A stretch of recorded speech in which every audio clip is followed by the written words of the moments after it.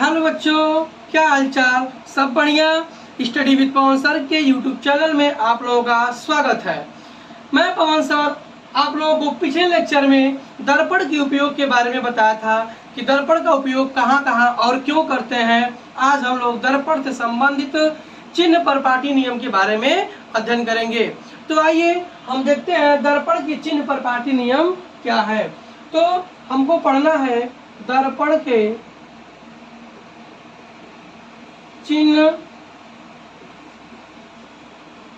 परपाटी नियम। चिन्ह परपाटी नियम, आइए देखिए दर्पण के चिन्ह परपाटी नियम क्या है। तो सबसे पहले हम ध्यान दें, हम एक क्वाड्रेंट बनाते हैं तो हम लोगों ने पढ़ा है कि नीचे की वैल्यू निगेटिव होती है, ऊपर की वैल्यू पॉजिटिव होती है, और ये हिस्सा भी पॉजिटिव में आता है और ये हिस्सा निगेटिव में आता है।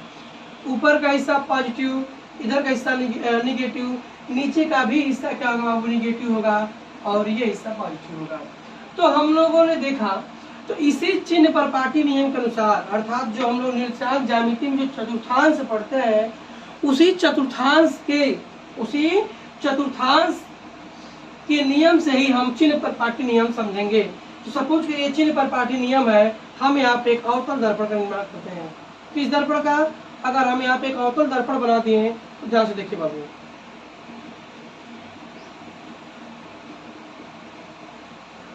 हमने यहाँ पे एक अवतल दर्पण बनाया। क्या बनाया? अवतल दर्पण। तो सबसे पहले अवतल दर्पण बनाया तो पालिश इधर लगा है, दर्पण से अगर अगर फेस देखना है तो सामने देखना पड़ेगा। इसका मतलब है कि अगर अवतल दर्पण को हम इस प्रकार से रख रहे हैं और रखने का तरीका भी यही है, नियम भी यही बनाया गया है, तो हम वस्तु को सामने रखेंगे। तो मान लीजिए अगर यहाँ पे कोई वस्तु ए भी है, यहाँ पर कोई वस्तु, चलिए हम एक वस्तु बना देते हैं। अगर अवतल दर्पण इधर है तो इसका केंद्र भी इधर होगा। समझिए बाबू, अवतल दर्पण हम ऐसे बनाए तो केंद्र भी इधर होगा, और जब केंद्र यहाँ है तो फोकस भी यहाँ ही होगा, और ये केंद्र हो गया। हमने देखा जिधर यह केंद्र इधर है, वस्तु को भी दर्पण के सामने ही रखेंगे। तो वस्तु को अगर हम दर्पण के सामने रखते हैं तो सपोज करिए बाबू कि हमने यहाँ पे वस्तु रखा है, तो चिन्ह के नियम के अनुसार अगर हम यहाँ वस्तु को बनाए तो एक समांतर जाएगी, वो कहाँ से आएगी? फोकस से, उसको फोकस लेते हैं। दूसरा केंद्र से निकलेगी और केंद्र से ही वापस चली जाएगी। तो हमने देखा कि प्रतिबिंब यहाँ बना। तो बाबू एक चीज देखो, अगर यह वस्तु ए है और हमको पता है कि ध्रुव से वस्तु के दूरी को u से लिखते हैं। किससे लिखते हैं? u से। तो यहाँ पर अगर हम बात करें तो वस्तु की दूरी को लिखते हैं u से। यह प्रतिबिंब बना है और प्रतिबिंब की दूरी को लिखते हैं v से। और हम बताएं फोकस और ध्रुव के बीच दूरी को लिखते हैं किससे? f से। तो क्या हमने देखा कि अवतल दर्पण में यह भी निगेटिव साइड में पड़ा, देखिए यह भी निगेटिव साइड में पड़ा, भी निगेटिव साइड में पड़ा, और u भी निगेटिव साइड में पड़ा। तो हम कह सकते हैं कि अवतल दर्पण में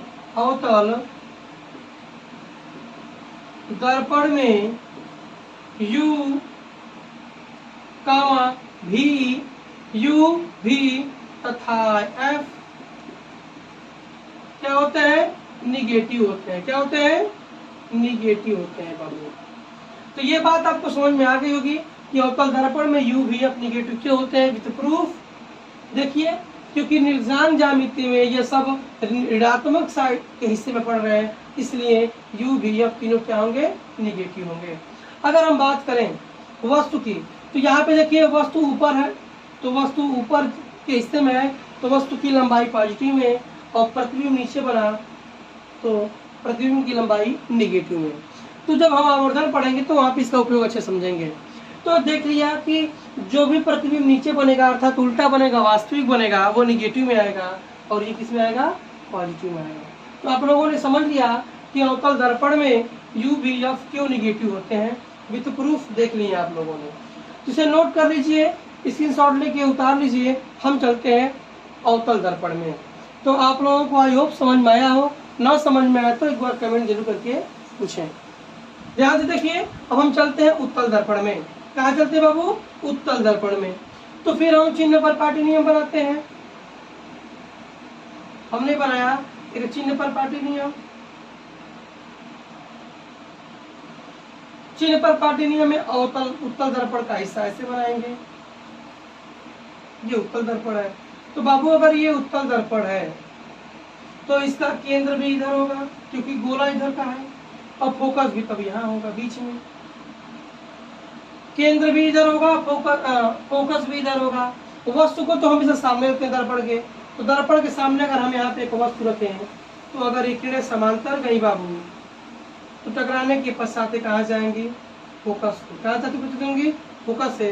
तो मान लो ये किरणें कहाँ से गई, फोकस से। दूसरा, अगर हम किरणों को यहाँ ध्रुव से ले जाएं, ये P मान लेंगे, जितने कोण से आएगा उतने कोण से जाएगा। तो ध्यान से देखिए, जितने कोण से आया है ये समांतर गया तो फोकस से जाता हुआ प्रतीत हुआ, और ये बाबू ध्रुव से जितने कोण से गया उतने कोण से वापस आएगा। इसको पीछे मिलाएंगे तो यहाँ पर काटा, ये रूल तो हम पढ़ा चुके हैं।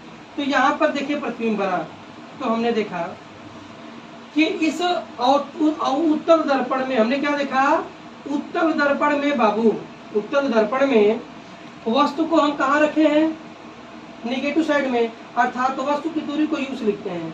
तो यह u हो गया, u किधर पड़ा, निगेटिव साइड में, और प्रतिबिंब इधर बना, तो ये हमारा दूरी क्या हुई, v, यहाँ तक v हुआ, और ये f हुआ, तो यहाँ तक क्या हुआ, फोकस दूरी हुआ। तो हम लोगों ने देखा कि उत्तल दर्पण में, किस दर्पण में, उत्तल दर्पण में चिन्ह परिपाटी नियम से u क्या होगा, ऋणात्मक होगा, क्या होगा, निगेटिव होगा। और वहीं पे अगर हम बाबू देखें v और f पॉजिटिव साइड में पड़े हैं, v तथा f, लिख लो v तथा एट v and u are positive, ये क्या होंगे, पॉजिटिव होंगे। तो हमें क्या समझ में आया बाबू कि उत्तल दर्पण में u को छोड़ के सब क्या है, पॉजिटिव है। यहाँ पे अगर हम वस्तु और प्रतिबिंब की लंबाई की बात करें तो वस्तु की लंबाई भी ऊपर के हिस्से में आया है और प्रतिबिंब की लंबाई भी ऊपर के हिस्से में आया है, प्रतिबिंब की लंबाई भी किसमें आया है, ऊपर के हिस्से में आया है। इस प्रकार इसकी लंबाइयां भी क्या होंगी, परस्पर पॉजिटिव होंगी। क्या होंगी बाबू, पॉजिटिव होंगी। तो आई होप आप लोगों को चिन्ह दर्पण के चिन्ह परिपाटी नियम समझ में आ गया होगा।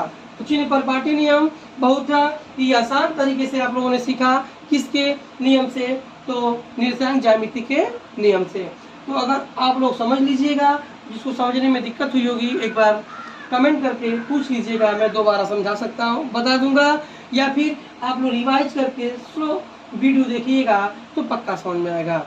वीडियो देखने के लिए धन्यवाद। मेरे चैनल को अगर अच्छा लगे तो लाइक करिए, सब्सक्राइब करिए तथा शेयर करिए, जिससे मेरा मनोबल बढ़े और मैं आप लोगों के लिए और मेहनत करूं और अच्छे से अच्छे वीडियो बनाने के लिए प्रयास करूं, ताकि आप लोगों को बिना कहीं कोचिंग जाए अच्छी शिक्षा प्राप्त हो जाए। Thank you.